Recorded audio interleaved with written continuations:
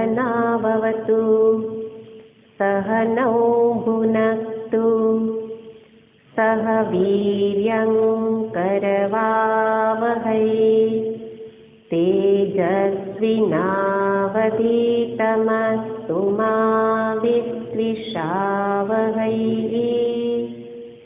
ॐ शान्ति शान्ति शान्तिः। शङ्करं शङ्कराचार्यं केशवं बादरायणं सूत्रभाष्यकृतौ वन्दे भगवन्तौ पुनः पुनः।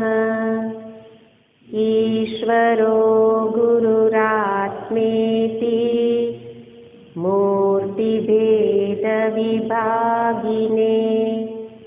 व्योमवद्व्याप्तदेहाय दक्षिणामूर्तये नमः। ॐ पार्थाय प्रतिबोधितां भगवता नारायणेन स्वयं ग्रथितां पुराणमुनिना मध्ये महाभारतम् अद्वैतामृतवर्षिणीं भगवतीम् अष्टादशाध्यायिनीम् अम्ब त्वामनुसन्दधामि भगवद्गीते भवद्वेषिणीम्। यं ब्रह्मा वरुणेन्द्ररुद्रमरुतः स्तुन्वन्ति दिव्यैस्तवैः वेदैः साङ्गपदक्रमोपनिषदैः गायन्ति यं सामगाः। ध्यानावस्थिततद्गतेन मनसा पश्यन्ति यं योगिनो यस्यान्तन्न विदुस्तुरासुरगणा देवाय तस्मै नमः। यस्यान्तन्न विदुस्तुरासुरगणा देवाय तस्मै नमः।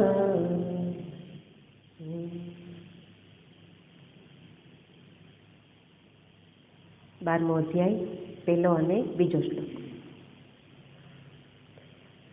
अर्जुन उवाच एवं सततयुक्ता ये भक्तास्मां पर्युपासते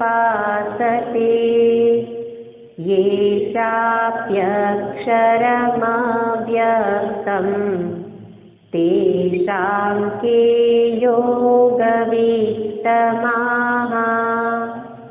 श्रीभगवानुवाच मय्यावेश्य मनो ये मां नित्ययुक्ता उपासते श्रद्धया परयोपेता ते मे युक्ततमा मताः।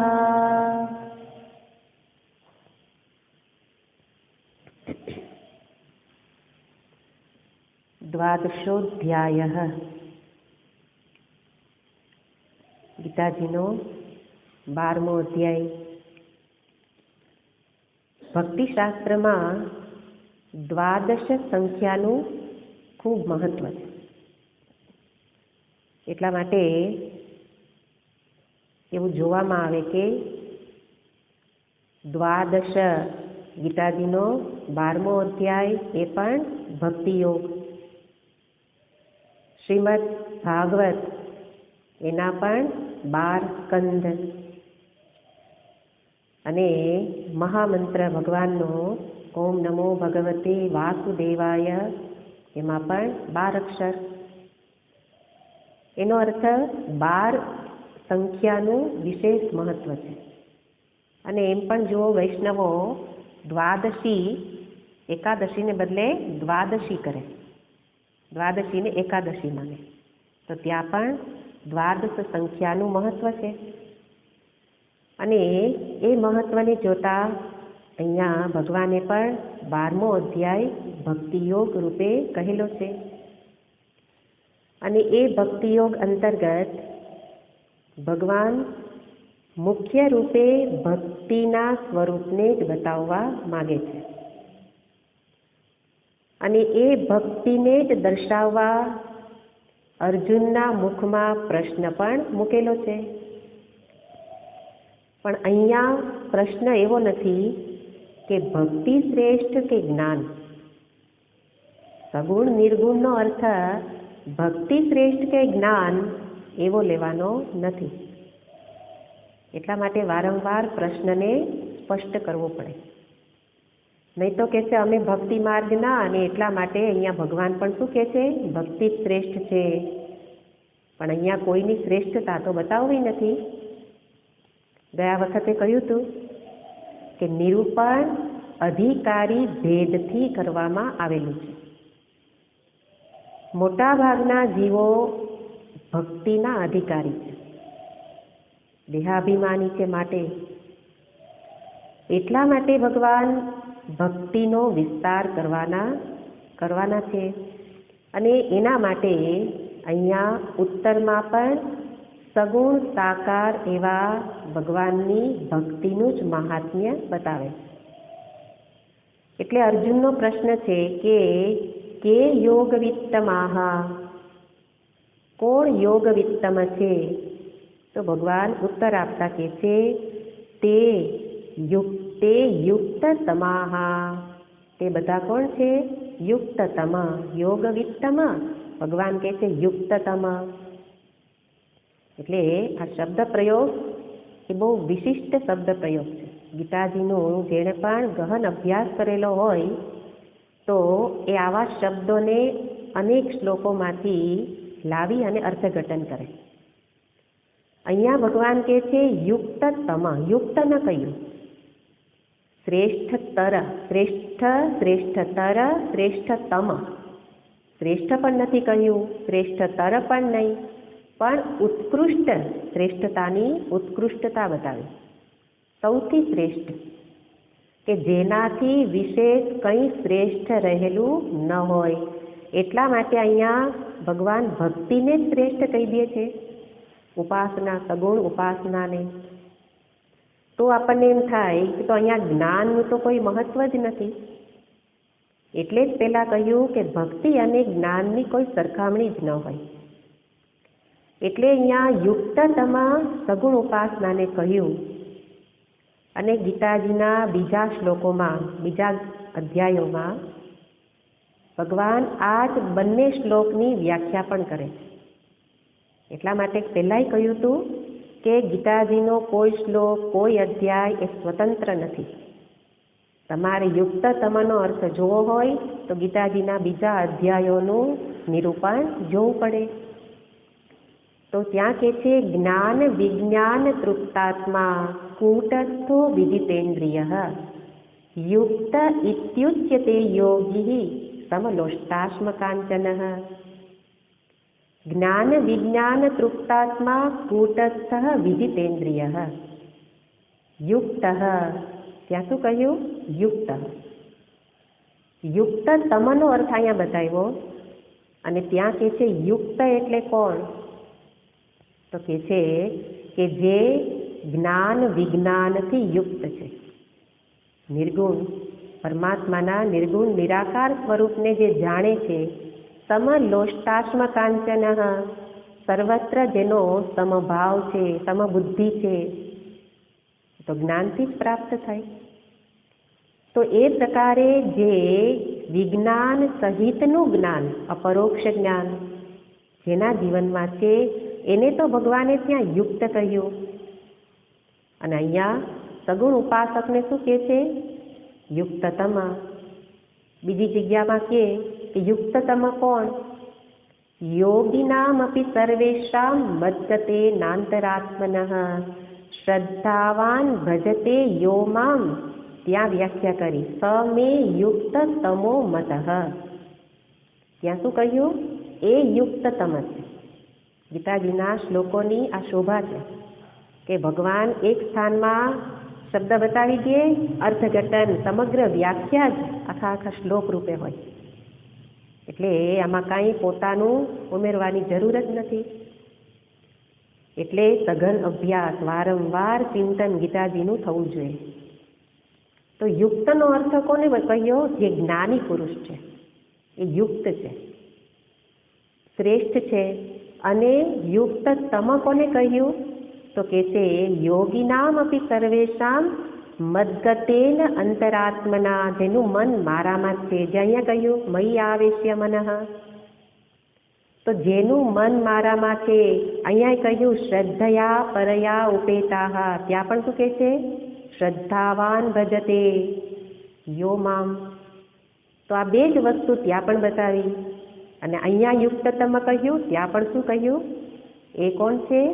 યુક્તતમ. તો એ રીતે જુઓ તો જ્ઞાનને ભગવાન શ્રેષ્ઠ કહે છે, જ્ઞાની પુરુષને, અને ભક્તને, ભક્તિને યુક્તતમ કહે છે. એટલા માટે વિચાર કરવો પડે કે એ પણ સરખામણી નથી, પણ સરળતા શેમાં છે?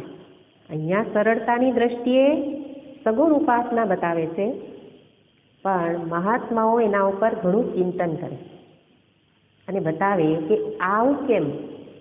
જ્ઞાન શ્રેષ્ઠ એટલે કે અંતિમ લક્ષ્ય તો જ્ઞાન નિષ્ઠા જ છે, પણ છતાંય એને યુક્ત કહ્યું. ત્યારે દર્શાવતા કહે છે કે જેને જોયા હોય, જાણ્યા હોય, એને પ્રેમ થવો, એનામાં પ્રેમ થવો સરળ છે. બહુ સરસ અર્થઘટન છે. જેને જોયા છે, જાણ્યા છે, એને પ્રેમ થવો સરળ છે. પણ જેને ક્યારેય જોયા નથી, જાણ્યા નથી, માત્ર સાંભળ્યું જ છે, અન દેખે અન મિલે સાજન से પ્રેમ કરના બહુ કઠિન है. મહાપુરુષો બતાવે જે જોયા નથી, જે મળ્યા નથી, એને પ્રેમ કરવાનું ભક્તિમાં બતાવે છે. અને જ્ઞાની પુરુષ તો જુએ છે, અપરોક્ષ અનુભવ પોતાના સ્વરૂપે જ જેનું દર્શન છે. તો જેણે જાણી લીધું કે પરમાત્મા કેવા છે, જેણે સાક્ષાત અપરોક્ષ અનુભવ કરી લીધો કે હા એ જ હું છું, એના માટે તો ભગવાનમાં પ્રેમ થવો એ તો બહુ સરળ છે. અથવા તો જેણે કોઈ ઈષ્ટદેવનું દર્શન કરી લીધું એના માટે તો પ્રેમ થવો સરળ છે, કારણ ભગવાન તો સૌંદર્ય માધુર્યનું ધામ છે. એક વખત દર્શન કરે પછી એને કોઈ ભૂલી ન શકે. તો દર્શન કરીને પ્રેમ થવો સરળ છે. એવી રીતે જ્ઞાન પ્રાપ્તિ એટલે જાણીને, એને જાણી લીધા કેવા છે પછી પ્રેમ થવો સરળ છે. એટલે ત્યાં યુક્ત કહ્યું. પણ અહીંયા તો આ ભક્તની સ્થિતિ કેવી છે? હજી મળ્યા નથી, મળવાની સંભાવના પણ મારી દ્રષ્ટિએ તો નથી, પણ શાસ્ત્રમાં શ્રદ્ધા, ગુરુમાં શ્રદ્ધા, ઈશ્વરમાં શ્રદ્ધા. એટલે કહ્યું શ્રદ્ધાવાન ભજતે. શ્રદ્ધા છે કે આજ નહીં તો કાલ જરૂર મળશે. અને એટલા માટે ત્યાં શ્રદ્ધા જ એને એ પ્રાપ્તિ કરાવી શકે એમ છે. પણ છતાંય શ્રદ્ધા થવી કઠિન છે, એટલે યુક્તતમ. તો એ પ્રકારે યુક્તતમ અર્થ અહીંયા બતાવે છે. અને એ યુક્તતમ કોણ? બે અર્થ જોયા. જેનું ચિત્ત મારામાં છે અને જે પરમ શ્રદ્ધાથી યુક્ત છે. એ યુક્તતમ છે. પણ અહીંયા બીજા બે શબ્દ પ્રયોગ એની સાથે મહત્વના છે. કોણ મયી આવેશ્ય, મારામાં ચિત્ત, પણ કેટલી વખત, ક્યારે, તો કે છે નિત્યયુક્તા ઉપાસતે. નિત્યયુક્તા શબ્દ પ્રયોગ મહત્વનો છે. મારામાં ચિત્ત એટલે મારા માટે અર્થ જોયો તો કે ત્રણ પ્રકારે પરમાત્માનો અર્થ જોયો. ઈશ્વર કેવા, તો કે વિશ્વ રૂપે રહેલા, ચતુર્ભુજ રૂપે રહેલા, દ્વિભુજ રૂપે રહેલા.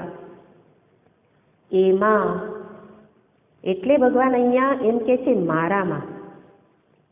એટલે શાસ્ત્રમાં બતાવે કે પરમાત્માને બતાવવાની બે રીત છે.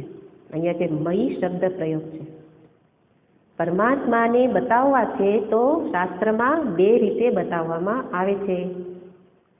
એક રીત છે જે યોગ વશિષ્ઠમાં વશિષ્ઠ ઋષિએ દર્શાવી છે, અને આપણા વેદાંત ગ્રંથોમાં પણ શ્રુતિ પણ બતાવે કે તત્વમસી, તે તું છે.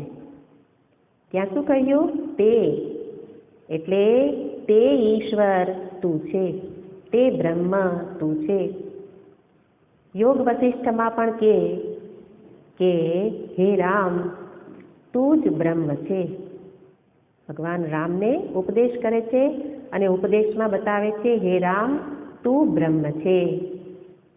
તો એ પ્રકારે તું બ્રહ્મ છે એક પ્રકારની રીત છે.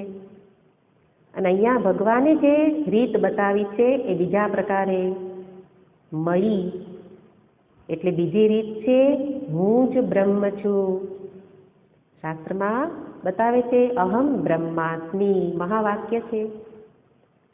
તો તત્વમસી, આમ તો ઉપદેશ વાક્ય તો તત્વમસી છે, પણ અનુભૂતિ અહમ બ્રહ્માસ્મિ રૂપે.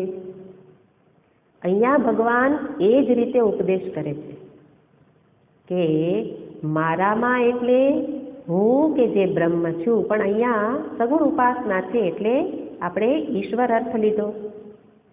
તો એવા મયી આવેશ્ય, પણ શબ્દ છે નિત્યયુક્તા.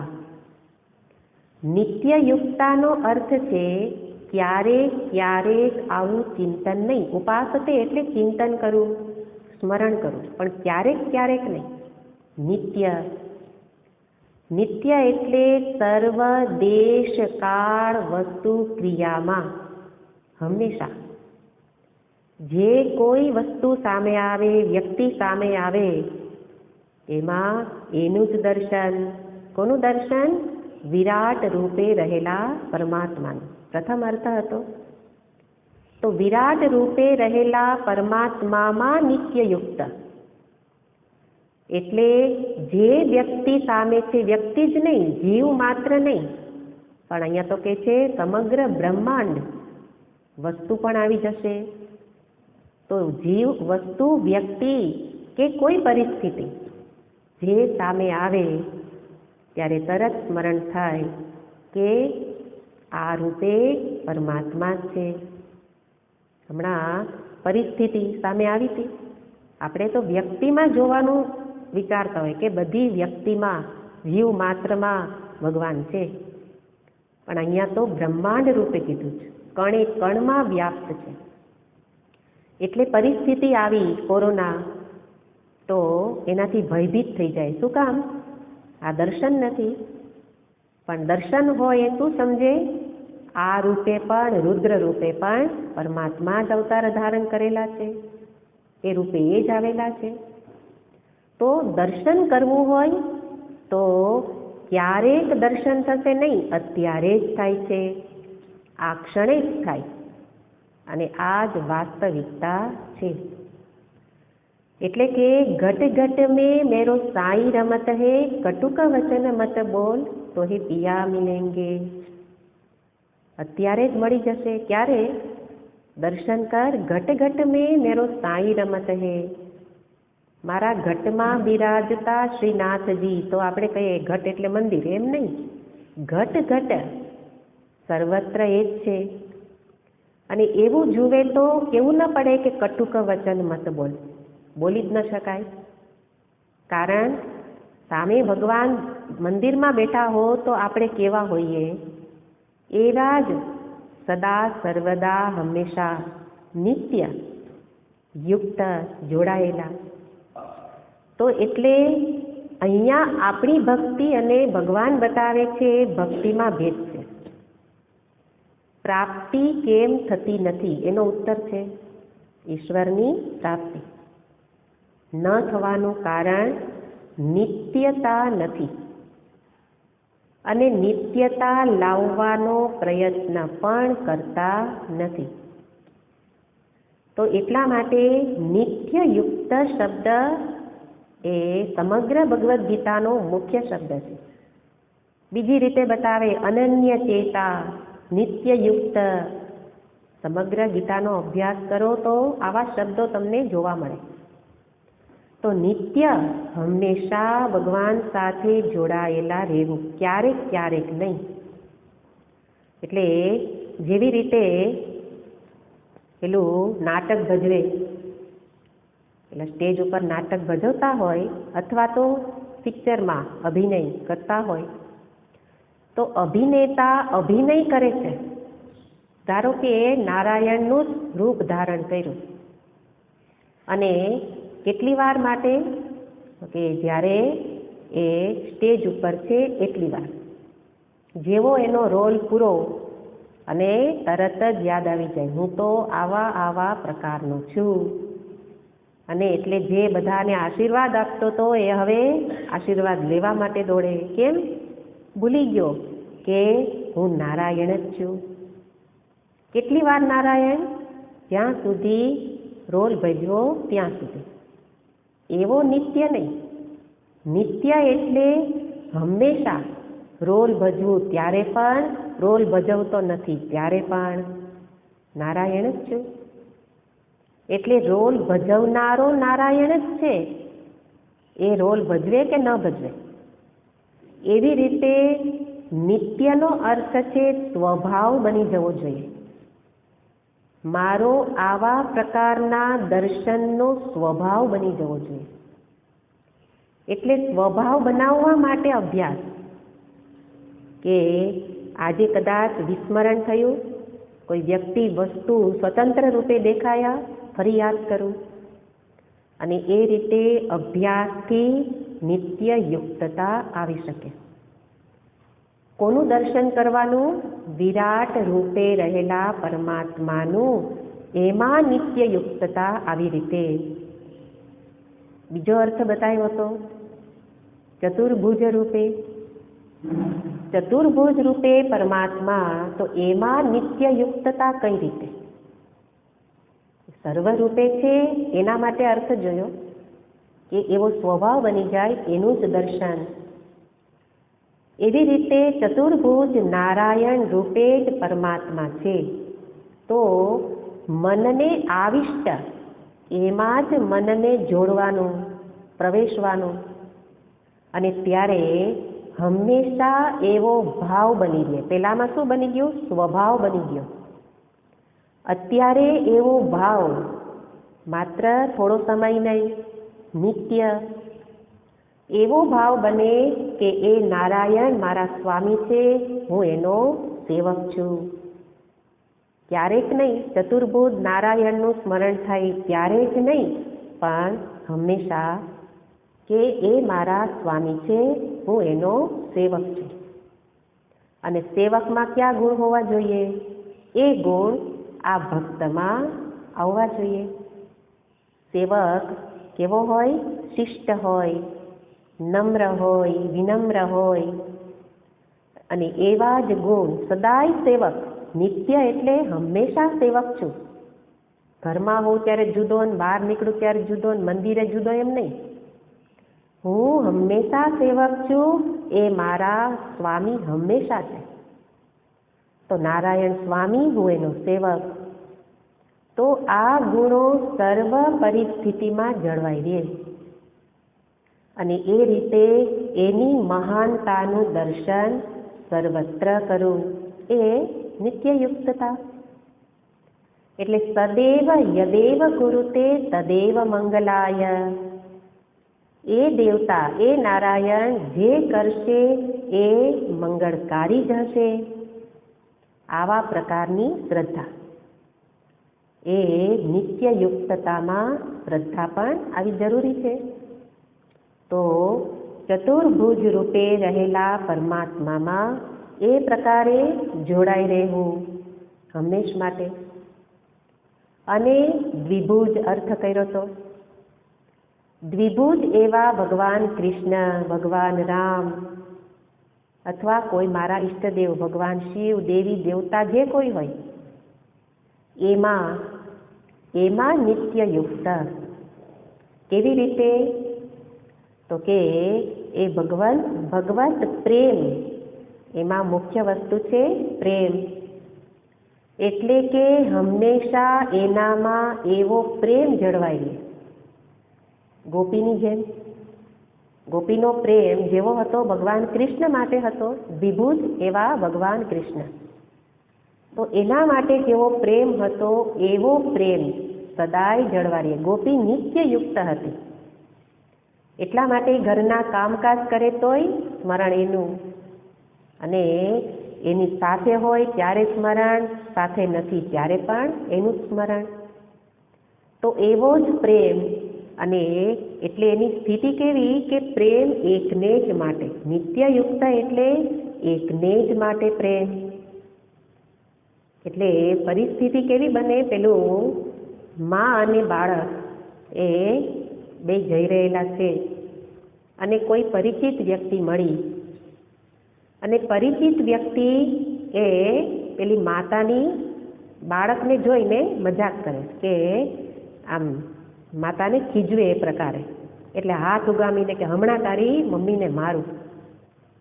મજાકમાં કર્યું, પણ બાળકને શું લાગ્યું કે આ તો મારી મમ્મીને સાચે જ મારશે.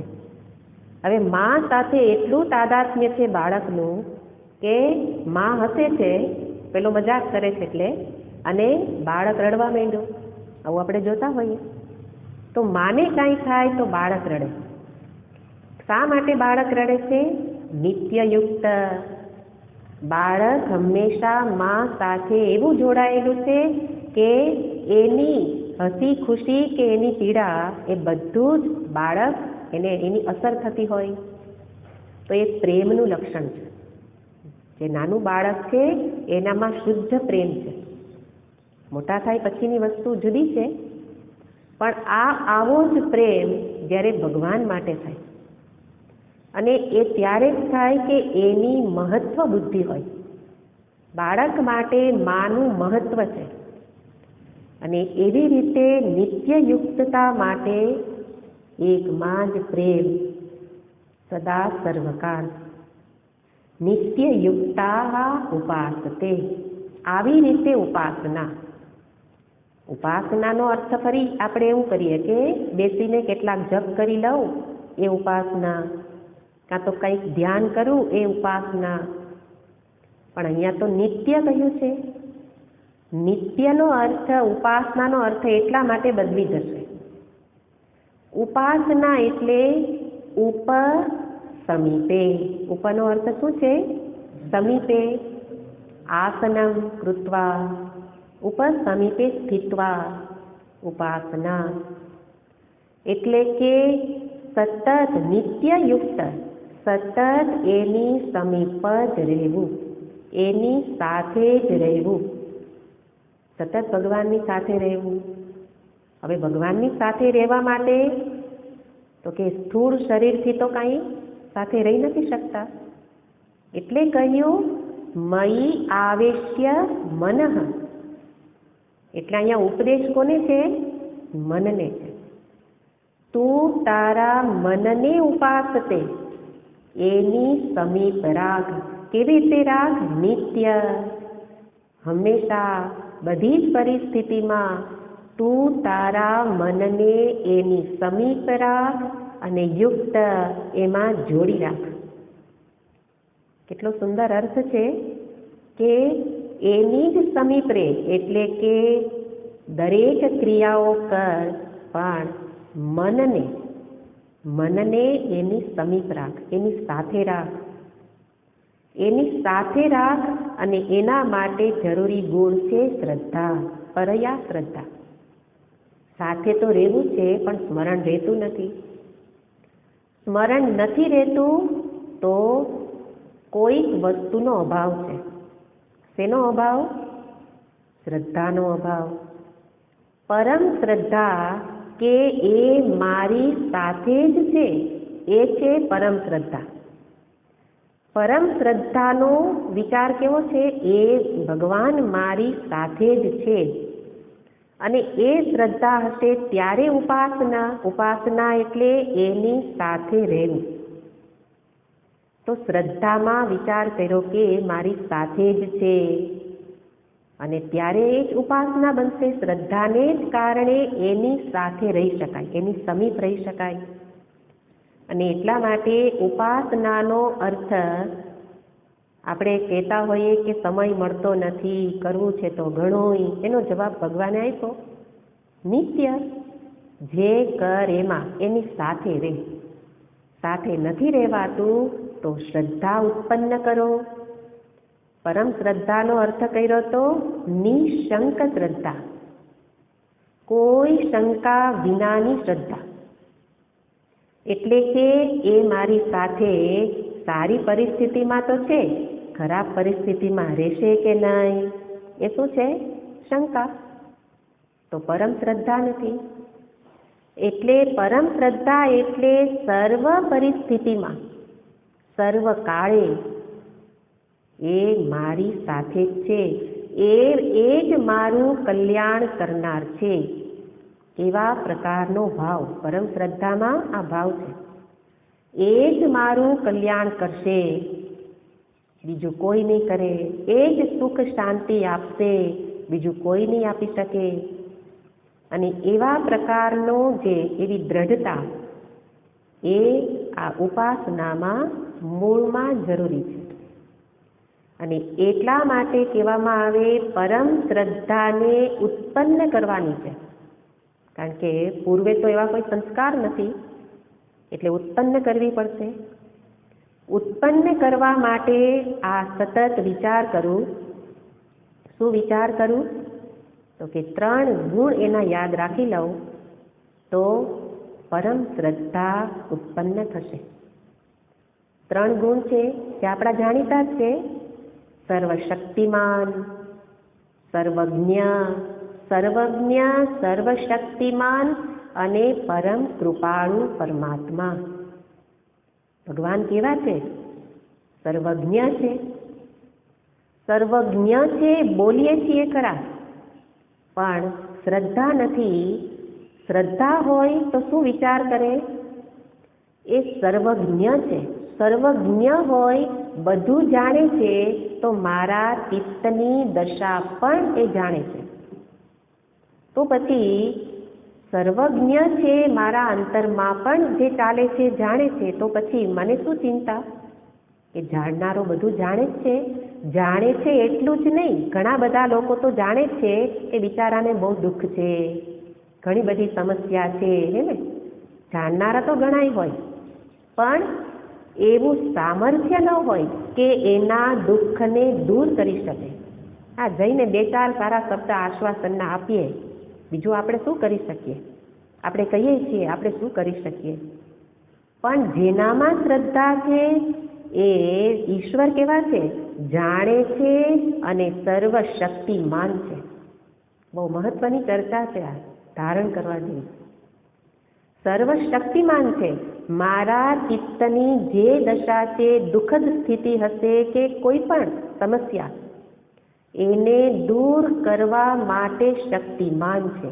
સર્વશક્તિ એ બધું જ કરી શકે એમ છે. બધું કરે એટલે ભક્તો માટે અવતાર લે છે, હે ને? બાકી વૈકુંઠમાં બેઠાય કરી શકે, ગોલોકમાં બેઠાય બધું કરી શકે, સંકલ્પ માત્રથી કરી શકે. પણ એકમાત્ર ભક્તની ઈચ્છા પૂરી કરવા એને ગમે એવો અવતાર ધારણ કરે છે. તમે જુઓ કે ભક્તનો કેટલો મહિમા છે. અને ભક્તના મૂળમાં છે, ભક્તિના મૂળમાં પરમ શ્રદ્ધા. પેલા 2 પેલા તપસ્વીની વાત, ભક્તોની વાત જાણીતી છે કે એકને કોઈએ નારદજીએ કહ્યું કે ભગવાનના દર્શન તને આ ઝાડમાં રહેલા પાંદડા જેટલા જન્મો પછી થશે. તો નાચવા લાગ્યો. કેમ?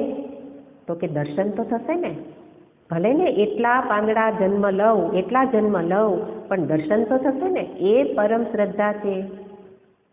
એવી જ રીતે ભગવાન સર્વજ્ઞ છે, મારા ચિત્તની દશા, મારા જીવનની દશા જાણે છે અને એને દૂર કરી શકવા, સહાય કરવા માટે સમર્થ છે. સમર્થ છે કારણ કે સર્વરૂપે છે, સર્વત્ર છે. બોલાવું ત્યારે આવે નહીં, અહીંયા છે જ. અને એવી રીતે એની સર્વજ્ઞતા, સર્વશક્તિમત્વ, એમાં દ્રઢ ભરોસો. દ્રઢ ઈન ચરણન કેરો ભરોસો. ભજન ગાઈએ પણ ભરોસો ન હોય. તારે રે ભરોસે મેં જીવન મૂક્યું. કેટલા બધા ભજનો ભરોસા માટે જ છે. તો એ રીતે ત્રીજો ગુણ છે પરમ કૃપાળુ પરમાત્મા, અહેતુક દયા સિંધુ, અનંત કૃપા નિધાન. કૃપા સાગર શબ્દ તો બધા જાણીએ છીએ, પણ એ અનંત કૃપાળુ છે. એટલે કે જો શંકા હોય કે મેં તો કોઈ પુણ્ય કર્મ નથી કર્યા, મેં કોઈ સારું કામ નથી કર્યું, એવો પાપી છું, એવા મને શું ભગવાન અપનાવશે? તો ત્રીજો ગુણ પરમ કૃપાળુ પરમાત્મા છે, એ તારા પાપને, દોષને જોતા નથી. આ દ્રઢ શ્રદ્ધા, પરયા શ્રદ્ધા, તો જ ઉપાસતે થાય ને, તો જ એની સમીપ રહી શકાય. અને એની સમીપ રહેવા માટે મનને આ પ્રકારે તૈયાર કરવાનું છે. તો મનમાં આ રીતે 3 ગુણને વારંવાર ઉપાસનામાં ચિંતન મહત્વનું છે. એની સમીપ રહેવા માટે મનને આ વિચાર કરાવવો એ સર્વજ્ઞ છે, સર્વશક્તિ છે, પરમ કૃપાળુ છે. એ વિચાર કરું તો ઉત્તમ શ્રદ્ધા પ્રગટ થાય. અને એવી શ્રદ્ધા કે પછી મૃત્યુની સમીપ હોઉં તો પણ મને ભય ન લાગે. મૃત્યુની સમીપ હોય એને જે અંતરનો ભય તો એ જ જાણે છે, પણ આ ભક્તને ન લાગે. કેમ ન લાગે? કારણ કે બધી જ પરિસ્થિતિ એની ઈચ્છાથી, બધું એની જ ઈચ્છાથી થાય છે. ભરોસોમાં આવો પણ વિચાર છે, જે થાય છે તે બધું એની ઈચ્છાથી થાય છે. અને ઉપાસના, હું તો એની સમીપ છું, હું એની સમીપ છું, તો મારે ભય શેનો? અને એટલે જો વેશ મેરો સાઈ રીઝત હે તો વેશ ધરૂંગી, મીરા કે. કદાચ આ વેશથી એ રીઝતા નથી, એને બીજો વેશ આપવો છે, તો ભલે મૃત્યુ આવે, બીજો વેશ આપશે, પણ એને ગમે એવો વેશ પહેરીશ. એ જે યોનિમાં જન્મ આપે. પણ એવું ક્યારે બોલવાનું હોય? પરમ શ્રદ્ધા ઉત્પન્ન થાય, નિત્ય યુક્ત હોય, ઉપાસના કરે, ત્યારે એવું બોલવાનું હોય. આપણે અત્યારે જ બોલીએ, જે જન્મ આપવો એ આપે, પણ એની સમીપ રહેવા માટે છે. એટલા માટે આ અભ્યાસ આ જીવનમાં કરવાનો છે. અને ત્યારે એ શ્રદ્ધા એ જાગૃત થાય. કોઈ મહાત્માની પાસે કોઈ બેન આવી અને કહે કે આવું બધું સાંભળવું હોય અને મનને સતત ભગવાનમાં જોડી રાખવા પ્રયત્ન કરતી હોય, પણ વારંવાર વિસ્મરણ થઈ જાય, ભૂલાઈ જ જાય. એટલે બહુ ચિંતા, દુઃખી થાય કે ભગવાનમાં મન સતત જોડવું છે, મનમાં એનું સ્મરણ બનાવી રાખવું છે, પણ રહેતું નથી. તે બધાની સમસ્યા છે. તો મહાત્મા કહે છે કે એમાં શું વાંધો? તને વિસ્મરણ થઈ જાય છે તો ભગવાન કહે છે કે મત્તઃ પરતરમ નાન્યત. હે ને, પેલા 15મા અધ્યાયનો શ્લોક છે કે મારા કારણે જ સ્મૃતિ અને વિસ્મૃતિ છે. મારા કારણે જ સ્મૃતિ અને વિસ્મૃતિ છે. તો એ વિસ્મૃતિ પણ કોણ કરાવે છે? ભગવાન સ્વયં. તો કે વિસ્મૃતિ થઈ જાય છે, હા પ્રયત્ન કર, પ્રયત્ન પછી પણ વિસ્મૃતિ થાય છે ત્યારે એ સ્મરણ કર. આ વિસ્મરણ કરાવનારો પણ મારો ભગવાન. તો મન ત્યારે એની સમીપ રહેશે. વિસ્મરણ થાય તો ભૂલાઈ ગયું, તરત એ રીતે વિસ્મરણમાં એનું અનુસંધાન. તો એ રીતે સતત ઈશ્વરની સર્વવ્યાપકતા, સર્વશક્તિમત્વ એનું દર્શન. અને એવી પરમ શ્રદ્ધા, એ શ્રદ્ધામાં શક્તિ છે કે જેનામાં શ્રદ્ધા કરી એને મારી પાસે ખેંચી લાવે. મારે જવું ન પડે ભગવાન પાસે, કોઈ લોકમાં જવું ન પડે, એને આવવું પડે. શ્રદ્ધામાં એવી શક્તિ છે. અને એવી શ્રદ્ધા કોના અંતરમાં ઉત્પન્ન થાય? જેનું અંતર રાગ દ્વેષ રહિત છે. સાપેક્ષ રીતે થોડા ઘણા રાગ દ્વેષ ઓછા થયેલા હોવા જોઈએ. એટલે આ પ્રયત્ન, આ અભ્યાસ, આ મનને આ રીતે શુદ્ધ કરવા માટે રાગ દ્વેષ રહિત. કારણ કે પરમાત્મા સ્વયં કેવા છે? રાગ દ્વેષ રહિત છે. હવે જેને મળવા જવું હોય, તો જેમ પીએમને મળવા જવું હોય, પહેલાં કહ્યું હતું ને કે રાષ્ટ્રપતિને મળવા જવું હોય તો આપણે કાંઈ મેલા ઘેલા કપડાએ ન જઈએ.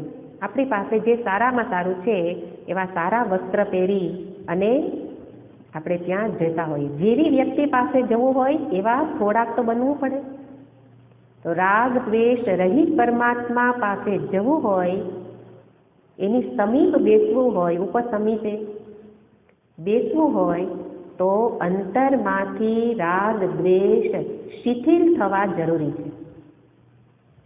રાગ દ્વેષ શિથિલ થયા છે કે નહીં એનું માપદંડ શું? હું કેમ જાણી શકું? એને જાણવું હોય તો મનમાં વિચારને જોવાના કે જ્યારે કંઈ પણ કરીએ છીએ ત્યારે મેં કર્યું એવો ભાવ થાય છે, તો એ રાગ દ્વેષથી રંજિત મન છે. હું ઈચ્છું એમ જ થાય એ મન કેવું છે? રાગ દ્વેષથી રહિત છે. હું ન ઈચ્છું તે ન થાય, હું ઈચ્છું તે જ થાય. એને બદલે ભગવાનની ઈચ્છામાં એને જે ઈચ્છા એ થાય. એને સારું કરવું, ખરાબ કરવું, જે ઈચ્છે તે થાય. એ પ્રકારની અંતરની સ્થિતિ, એ રાગ દ્વેષ શિથિલ થયેલા છે. નિર્મૂળ તો જ્ઞાનથી જ થઈ શકે, પણ શિથિલ થયેલા હોય એમાં જ પરમ શ્રદ્ધા જન્મી શકે. એટલે પેલા સામાન્ય શ્રદ્ધા હશે, ભગવાનમાં ભરોસો હશે, પછી પરમ શ્રદ્ધા. એના માટે એક દ્રષ્ટાંત કહેવામાં આવે કે કોઈક વખત અકબર રાજા અને બિરબલ, વાતો બધી એની બહુ, એમાંથી કંઈક બોધ લેવા જેવી વાતો હોય. તો કોઈ વાર અકબર રાજાએ કહ્યું કે બિરબલ, ઘણીવાર મને એવું થાય, પોતાનું સામર્થ્ય શક્તિ ઉપર એને એટલો બધો વિશ્વાસ હતો કે ઘણીવાર મને એવું થાય કે હું ઈશ્વરથી પણ ચડિયાતો છું, ભગવાનથી પણ ચડિયાતો છું. તો બિરબલ કહે છે કે જાપના વાત તો આપણી 100% સાચી છે. તો અકબર રાજા કહે કે તે વિરોધ ન કર્યો, હું ભગવાનથી પણ વધારે ચડિયાતો છું એવું તે કેમ સ્વીકારી લીધું, તે વિરોધ કેમ ન કર્યો? તો કે વિરોધ કેમ કરું, સાચી વાત જ છે ને. તો કે એવું ખરેખર એવું લાગે છે તને? તો કે છે કે હા જરૂર લાગે છે કે જ્યારે આપ ઈચ્છો ત્યારે કોઈ પણ વ્યક્તિને રાજ્યની બહાર કાઢી શકો છો કે દેશ નિકાલ. રાજાનું એની આજ્ઞામાં ન રહે, એનું આજ્ઞાનું ઉલ્લંઘન કરે, એને તમે દંડ પણ દઈ શકો છો, એનો ત્યાગ પણ કરી શકો છો. એવી શક્તિ આપનામાં છે, જ્યારે ઈશ્વરમાં એવી શક્તિ નથી. ઈશ્વર કોઈને દંડ ન દે, એ કોઈનો ત્યાગ ન કરી શકે, રાજ્યની બહાર કાઢી ન શકે. કારણ કે ઈશ્વર સર્વવ્યાપક છે. સર્વવ્યાપક છે કાઢી કાઢીને નાખવા ક્યાં? જ્યાં છું ત્યાં હું જ છું. એટલા માટે આપનામાં આ શક્તિ વિશેષ છે એટલે ઈશ્વરથી મહાન કહેવાનો અર્થ તો એ જ હતો કે ભગવાન જ મહાન છે, પણ આપની વાતમાં આ તથ્ય છે એમ કરીને પણ બિરબલ તો ચતુરાઈથી અકબરને સમજાવી દેતા, અકબર રાજાને. અને એટલે રાજા અકબર સમજી ગયા કે મારામાં આ અવગુણ છે. ત્યારે ભગવાન તો એક વખત કોઈનો સ્વીકાર ન કરે, બધાનો સ્વીકાર જ કરેલો છે. અને એટલે કોઈનો ત્યાગ કરી શકવાનું સામર્થ્ય એનામાં નથી. સર્વશક્તિમાન જરૂર છે, પણ સ્વીકાર માટે, ત્યાગ માટે નહીં. એટલે કોઈનો ત્યાગ ન કરી શકે, એ કોઈને દંડ ન દે, રાજા દંડ દઈ શકે. આપણે ભલે કહેતા હોઈએ કે ભગવાન આટલા મેં પાપ કર્યા, મને દંડ ન આપતા. ભગવાન શું કહે? મને તો એવું આવડતું જ નથી. દંડ કોને કહેવાય એ જ મને ખબર નથી. જેમ સૂર્યને કહો કે આ તું જ અંધકાર ફેલાવત, એના કરતાં રહેતા હોતો તો કે સૂર્ય કે અંધકાર શું કહેવાય, મેં જોયો જ નથી.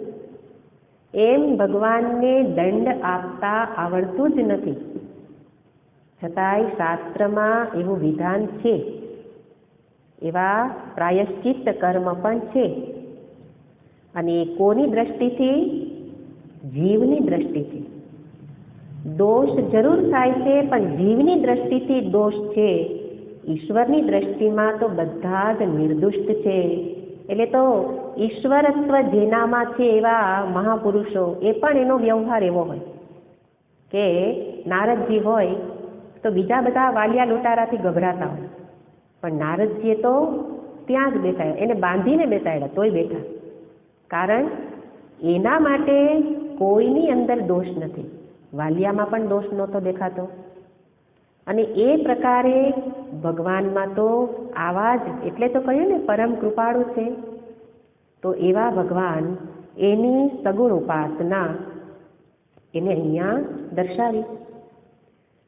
હવે પછી 2 શ્લોકો, એ 2 શ્લોકોની અંદર આમ તો મેં પહેલાં જ કહ્યું કે સમગ્ર અધ્યાયમાં સગુણ સાકાર ઉપાસનાને જ બતાવવું છે, પણ છતાંય પ્રશ્ન હતો નિર્ગુણ નિરાકાર વિશે પણ. એટલે ભગવાન ટૂંકમાં 2 શ્લોકોની અંદર એ નિર્ગુણ નિરાકાર ઉપાસનાને બતાવે છે. અને એમાંથી 3જો શ્લોક જોઈએ તો